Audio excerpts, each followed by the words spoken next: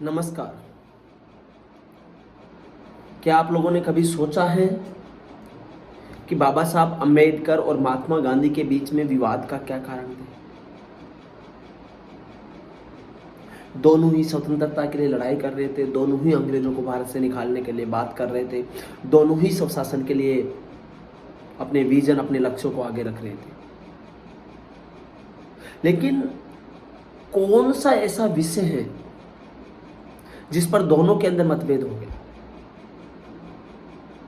आपको मैं बता दूं कि बाबा साहब अम्बेडकर भारत की संपूर्ण संविधान सभा में सबसे ज्यादा पढ़े लिखे व्यक्ति थे। उनके बाद में BN राव जो सलाहकार थे वो थोड़े से थे, पर बाबा साहब अम्बेडकर जितना कोई भी पढ़ा लिखा नहीं था। और जो लड़ाई दोनों के बीच में थी, किसी प्रकार के युद्ध और हथियारों वाली लड़ाई नहीं थी। ये लड़ाई पॉलिसी फ्रेमिंग को लेकर थी। ये लड़ाई उस शुद्र जाति के उत्थान को लेकर थी, जिस शुद्र जाति का होने के कारण बाबा साहब अम्बेडकर को अपने जीवन में कष्ट झेलने पड़े।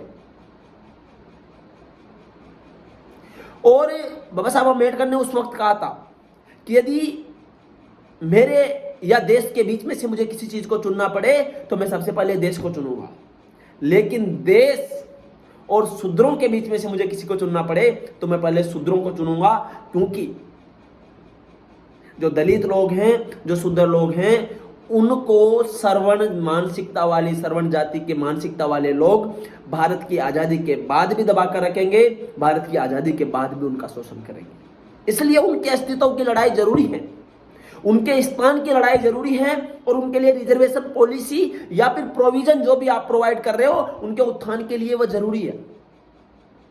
सेपरेट प्रोविजन की बात आपको पता है, मैकडोनाल्ड अवार्ड के माध्यम से सेपरेट कर दिया गया हिंदू जाति से अलग दलितों को। तो महात्मा गांधी जी को वो चीज खल गई, अनशन पर बैठ गए साहब।